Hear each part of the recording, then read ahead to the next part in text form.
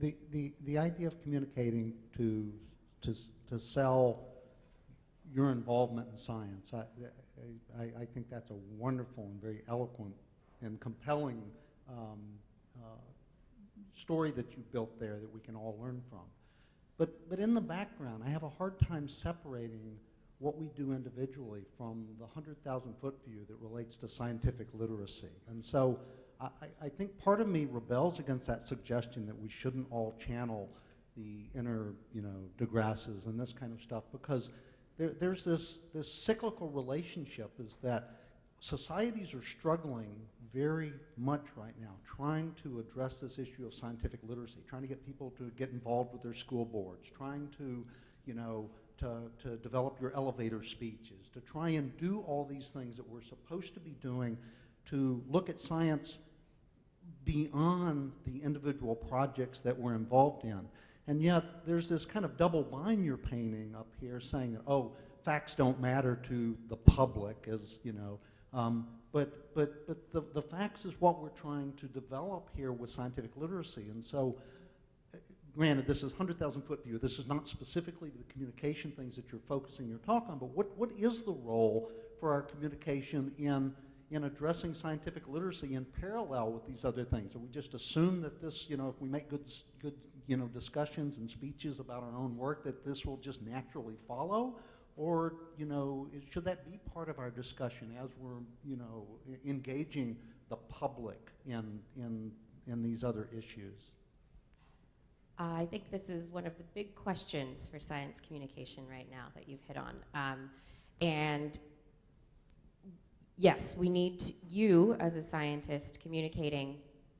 Every effort that any individual makes is going to help those individuals that you come in contact with if you are listening to them as well. I mean, there is a segment of the population that are called knowledge seekers. They are a small segment of the population. To them, facts matter. And so if you go give a talk at a science cafe, it's likely that the audience at that event are knowledge seekers. They are there specifically because they want to learn something. And so those people, you have fun at the science cafe, but give them the knowledge and they will help share it. And so you can think of your impact as being a ripple effect. Because they will potentially go and have conversations with their friends and family about things they've learned. And it's conversations. We know that friends and family are the most important purveyors of information that impact people's personal identities. And so when it comes to controversial issues, it's personal identity that is the most important. The reason that people get really angry about stuff related to genetically modified organisms or vaccines, evolution, climate change, is because it has to do with people are approaching them in a way that is attacking their personal identity.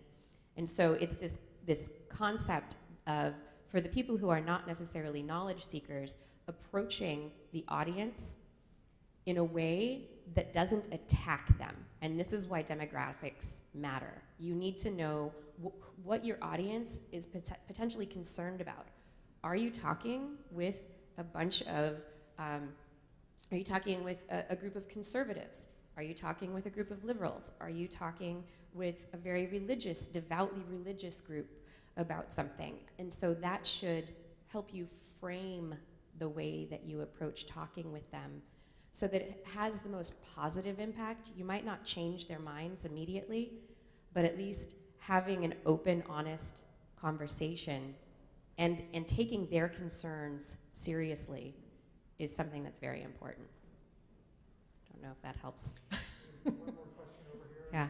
My question might be a little bit of a follow-up on your response, because I was impressed in your comments about how you were talking about the humanistic side and the patient story in science communication, because I think it's so important.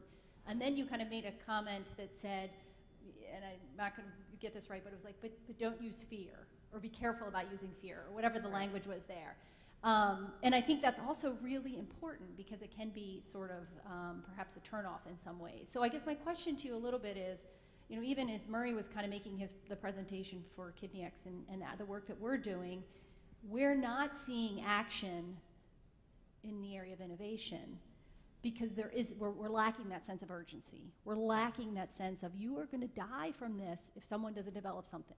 Yeah. So how do you balance, and even in your response, maybe it goes back a little bit to the segmentation, how do you balance that do I have to create some level of fear to create action versus scaring people off? And I think it's a really balancing. Do you have any examples of people who have done this well? Anything that kind of comes to mind, or does it just get back to knowing your audience, thinking about it, and making sure you present the right story at the right time? I think that's it. It's the right story at the right time, because there are examples of, I think it was in, genetically modified organisms in, I think, like the 90s, and in Europe they tried to do some prophylactic messaging about genetically modified organisms, but the way that they did the messaging was wrong, and it actually stoked fear, and so it created more of a fear of genetically modified organisms within the populace. And so it was a good idea to kind of go, hey, there's genetically modified organisms, maybe we should get ahead of this and try and get some positive messaging out there, but they didn't think of it as positive messaging, they just did messaging. And so in something like bioengineered organs, where we need these, I think the biggest thing is this is going to save lives. Your advances are going to improve human health.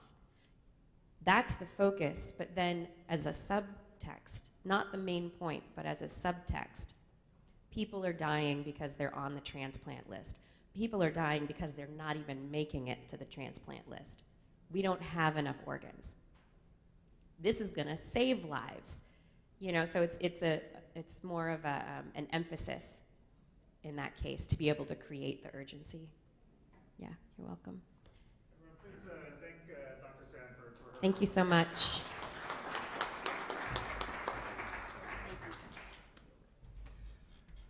All right, so